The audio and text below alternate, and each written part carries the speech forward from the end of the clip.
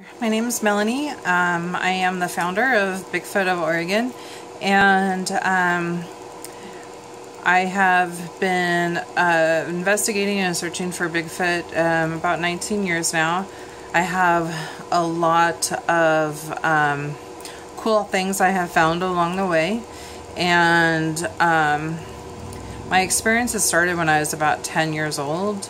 So I was at my grandpa's house, and I was total grandpa's girl. I did anything with him I could, and we used to go down and catch crawdads, and so we were making a crawdad pull, catch and pull, because I used to just, you know, do it with my hands. But anyway, so we got an old potato sack and a broom handle, and we were fixing something up in the carport, and he had a really big garden, and out to the left he had some raspberries, and he had went in the house, and I was sitting there doing it on my own, and I looked up, and there was something there reaching through his electric fence. It was not turned on at the time, because during the day I would just go out and pick whatever, you know. If I wanted some peas, I would nibble on them, or berries, or blueberries, or, you know, if I wanted a cucumber. That's just how things were back then. I just go and get what I wanted. And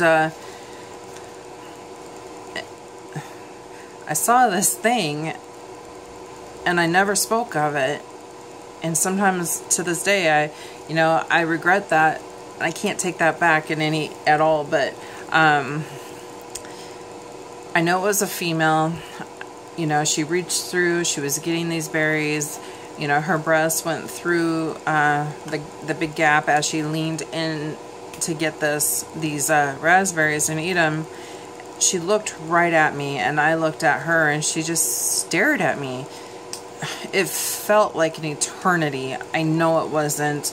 Looking back now, I'm guessing it was probably, you know, the whole incident was probably less than 2 minutes. But she just looked at me, and it didn't seem harmful. It didn't seem hateful.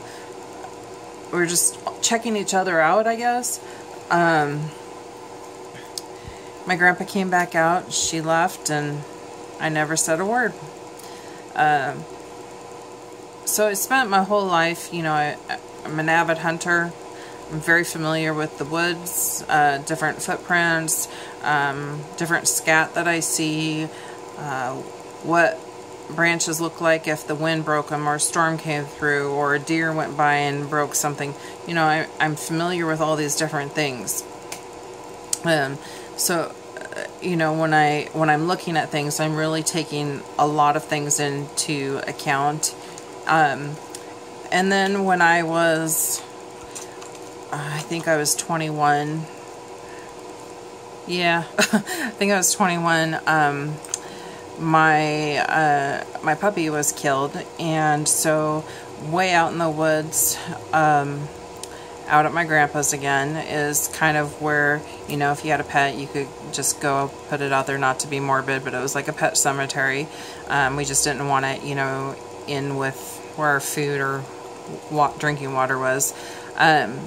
So my grandpa said that I could bury her out there, and so we were out there, and with that, her name was Lady, and so we were going to bury Lady out there, and my brothers had helped me, and we dug a hole, and everything was going pretty great, and we were going to make her a little cross, and I was getting some flowers. My grandma grew roses, and I was going to put some out there, and my brothers started freaking out, and we went running back out there, and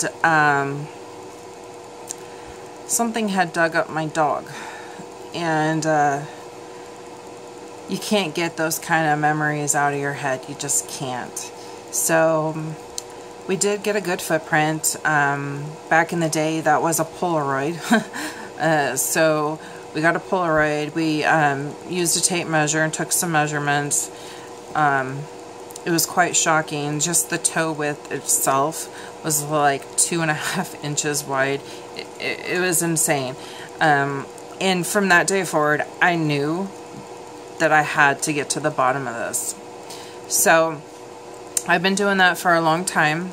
In the past few years, the amount of contacts coming in has gotten greater. You know, there's more people out there looking, and there's more people that are curious and not afraid to come forward and just talk to somebody about it. And not everybody wants their name to be known, and that's totally okay. I 100% respect that. And so I get these contacts. Sometimes they're just hunters, people camping, a lot of kids during the summertime are messing around. I also get a lot of firefighters. That's one of the biggest contacts I get, or somebody from the forestry department. And so when I get a claim and it seems pretty valid, then I go up and I will investigate it and see what I can find out. Sometimes not really much of anything. Other times I'm pretty impressed by what I see as evidence.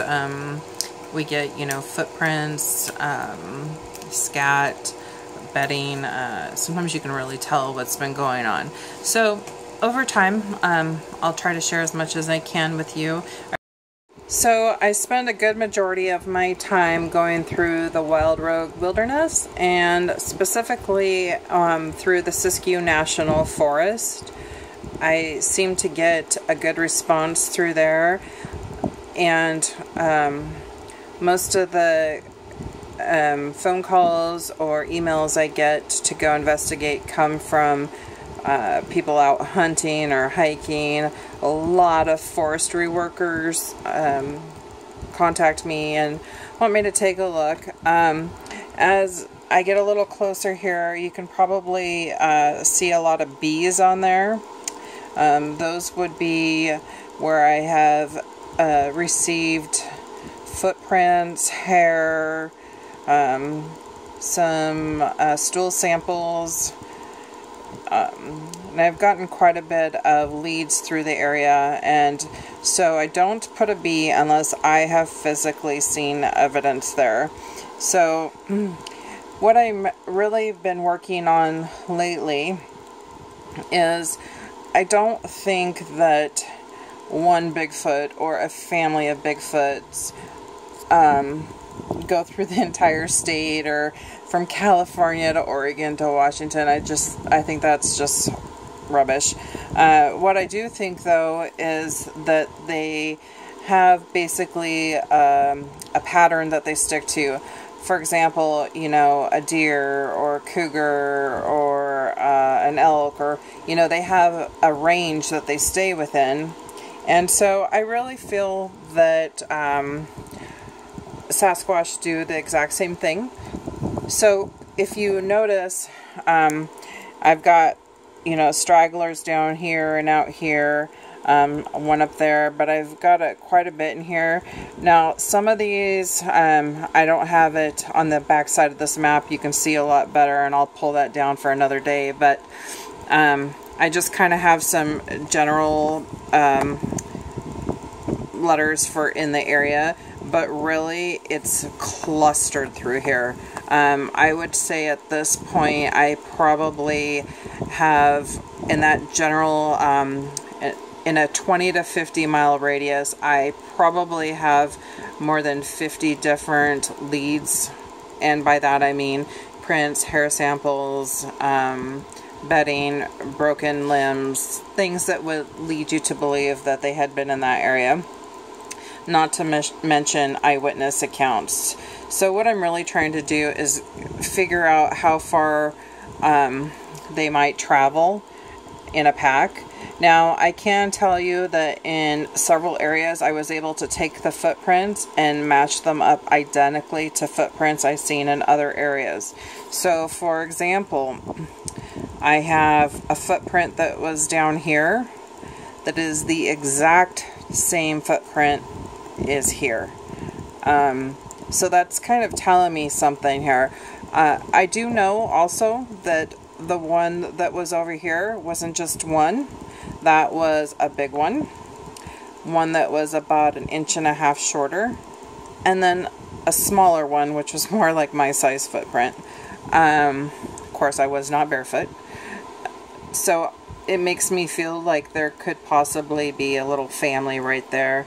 Now, I'm not saying that it's only 3 and that they're not kind of all traveling around right in this area. There could be multiple, but it definitely leaves your mind something to think about, and hopefully with the continued support of everyone, I can keep getting this research down and maybe develop a clear pattern and hopefully get us some more information that so many of us really want to know, and one day maybe we'll have the answers to. Who knows?